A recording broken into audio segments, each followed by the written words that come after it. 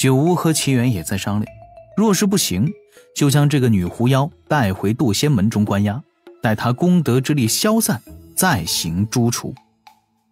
在此之前，却是要拷问清楚这妖是什么根脚，又做过什么善事。半个月后，哎呀，九巫师兄，您给他下了多少迷药啊？不多，一整颗万长老赏赐的迷丹。这个花楼掌柜修为不过是堪堪真仙境中期，自然扛不住这般药力呀。临东城之事已经提前了断，李长寿也不想在此地多等，于是偷偷用了少许解药。又3日之后，这妩媚的女妖总算是醒了过来。她醒时刚好在黄昏时刻，被纤绳绑在一座无人海岛的沙滩边缘，浑身妖力无法运转。李长寿第一时间就察觉到了这女妖苏醒，想要提醒一下九巫，此刻却又顶着师傅的身份，又不好开口。这女掌柜的也不简单，醒来之后未有任何异动，闭着眼睛在那假寐，暗中用仙识观察着2个道人。半个时辰后，女掌柜额头那彩蝶的印记轻轻闪光，一缕暗香在她的身躯上悄然扩散。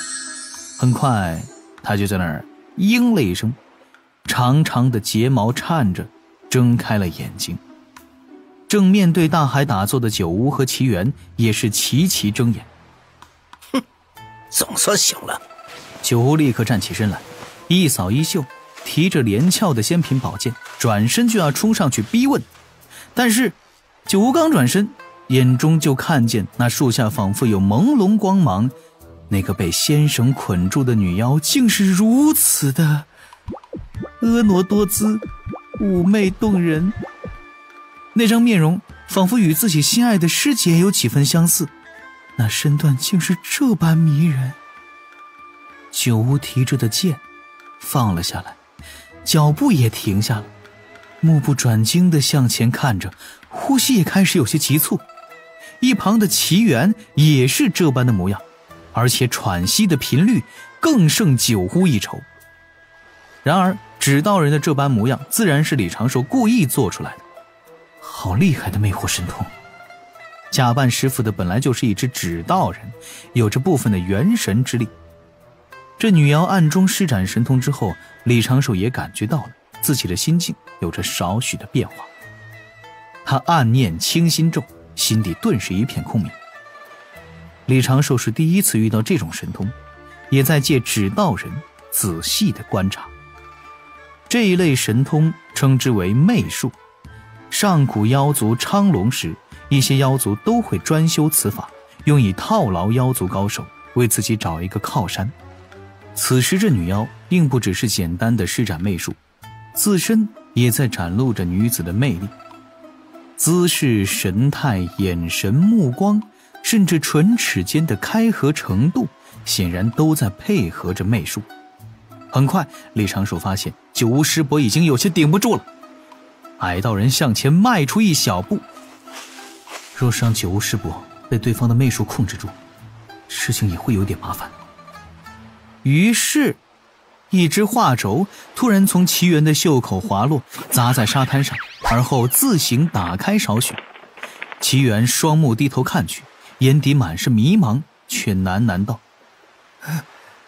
这不是长寿给的画卷吗？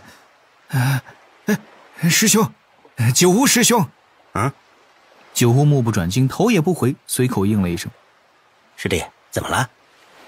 齐元将地上的画卷捡起，走到九巫身旁，缓缓地推开，又像是不小心用胳膊肘撞了一下九巫师伯的肩膀。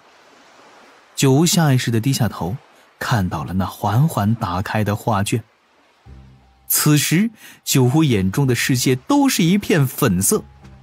那画卷打开半尺，只见衣裙边角。九巫心底也有些好奇，又想抬头去看树下的美人儿，又想低头看一看画中是何人。紧接着画卷又打开1寸，出现了这画中人的面容。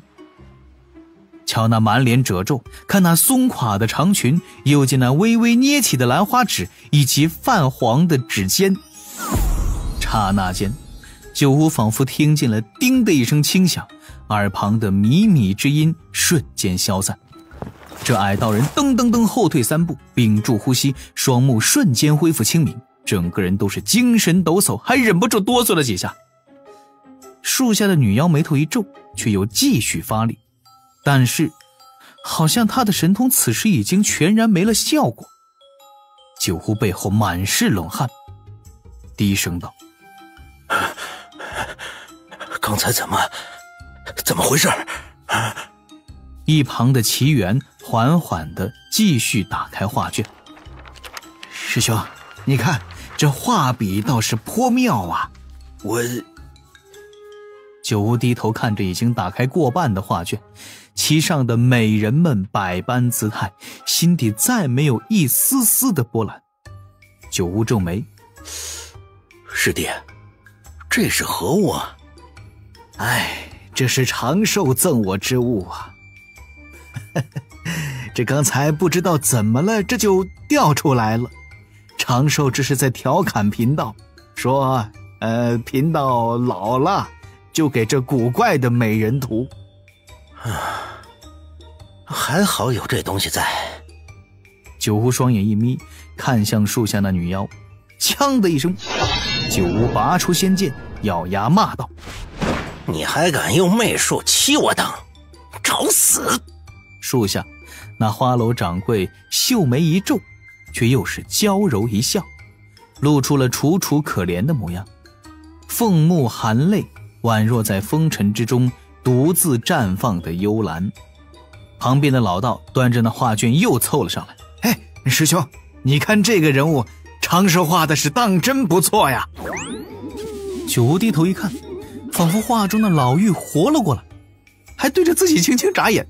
哎呀，这矮道人再次哆嗦了一下，再看向树下那女妖，刚才他还感觉是在风尘中独自绽放的幽兰，现在瞬间就成了在风尘中到处都是的狗尾巴草罢了。九屋抬手将宝剑抛向这花楼掌柜，锋锐的宝剑擦着他的耳旁，灌入那棵大树。这一次花楼掌柜总算是彻底震惊了，他盯着旁边那个老道手中的画卷，此时他自然看不到这画卷的内容，但他确定就是这一张画卷让两个人几乎瞬间摆脱了自己全力施展的媚术。这是什么法宝？九屋立刻甩出数10道符箓，毫不费力就将这本就被仙绳捆住的女妖完全镇住了妖力和妖魂。九屋也看着齐元：齐元师弟，这到底是何物啊？这就是一张图罢了。齐元传声答了句，将画卷慢慢的收起。白眉老后图，炼器是修道静心、抵抗媚术的必备良品。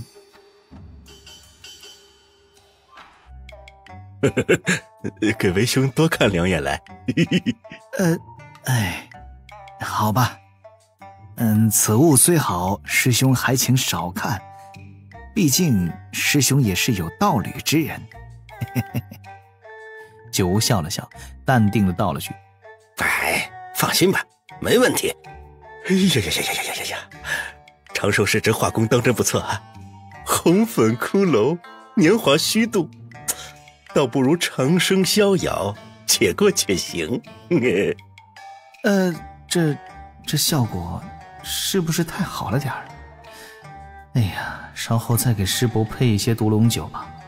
毕竟要是师伯真的成了举不动的道人，那我也算是跟九师师伯结了因果。半日后，九屋与李长寿的这群纸道人驾云朝着东胜神州飞去。两个人并未直接斩杀这女妖，他们已经盘问清楚了此妖的来历。对方的媚术无法发挥效果之后，并未过多抵抗，很痛快的就交代了自己的跟脚。简单来说，这狐妖就是有恃无恐，料定两个人不会杀有功德护身的自己。就如同人有善恶，妖也是有。这头六尾狐妖修行已经有6000多年，只是做了个花楼掌柜，收敛钱财，驯养小妖，自身并未直接做过吸纳凡人阳气之事，但他也并未做过什么好事。这一份功德是祖传下来的，他的祖先曾经在当年巫妖大战中暗中搭救过不少人族，人族大兴之后给了他一族少许功德。这种有功德在身，祖上曾经对人族有功的妖族，2个人也不好处置，故带回去给门内发落。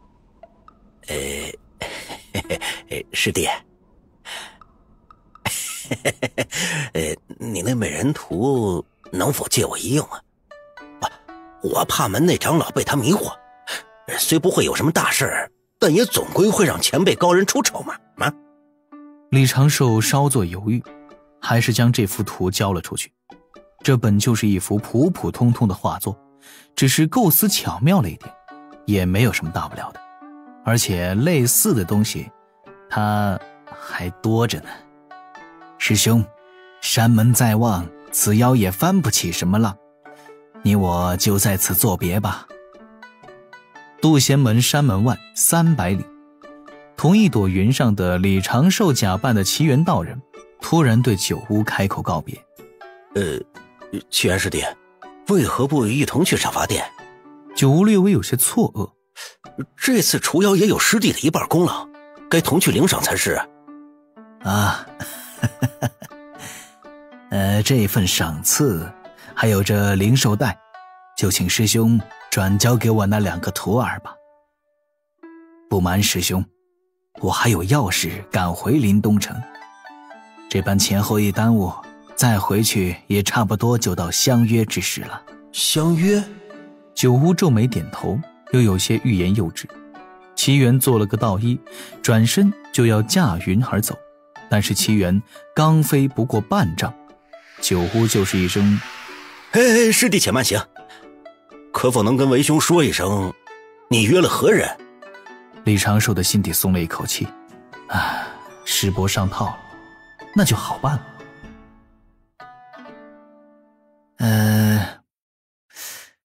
这个，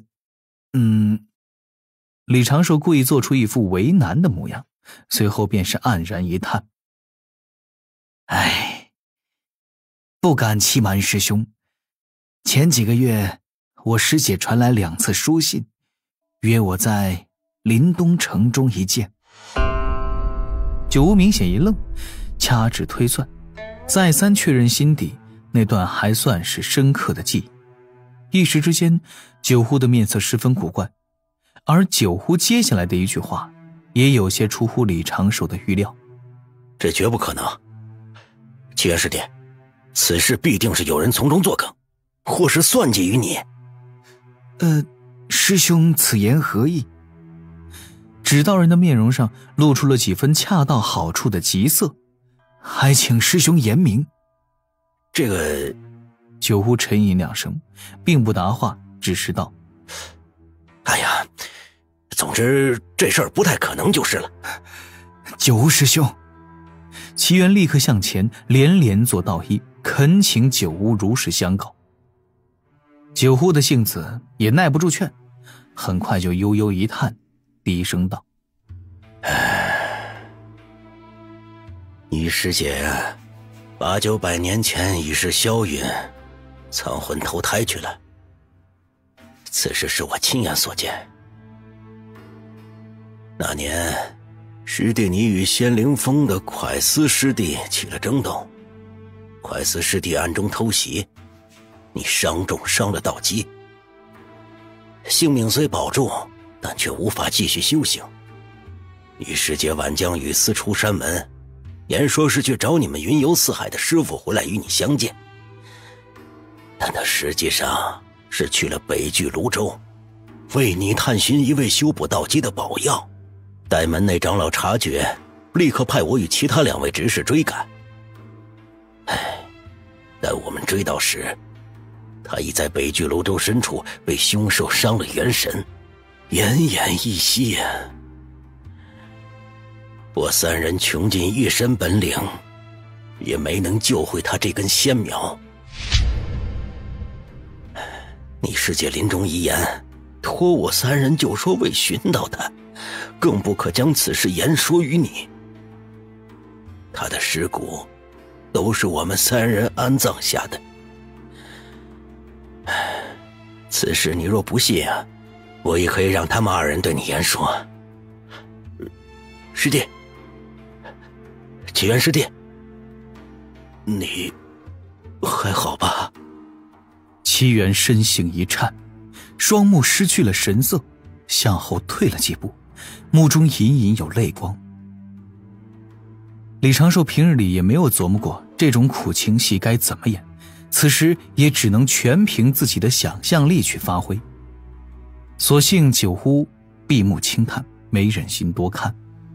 这件事九呼本不想说出来，但又担心齐元师弟真的落入什么算计。他葬在何处？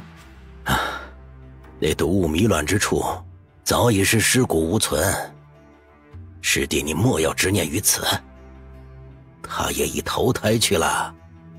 九乌还想安慰，但是齐元却已经是拱手做了个道揖，默然无言，低头朝着山门飞去。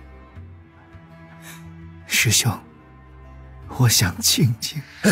齐元师弟，九乌也知齐元此时正是心伤之时，并未多劝，提着灵兽袋从后慢慢跟上。这位矮道人也是感慨横生，摇头晃脑的轻吟两声。情劫难过，道心难安。问世间情为何物，直叫人夜不能寐。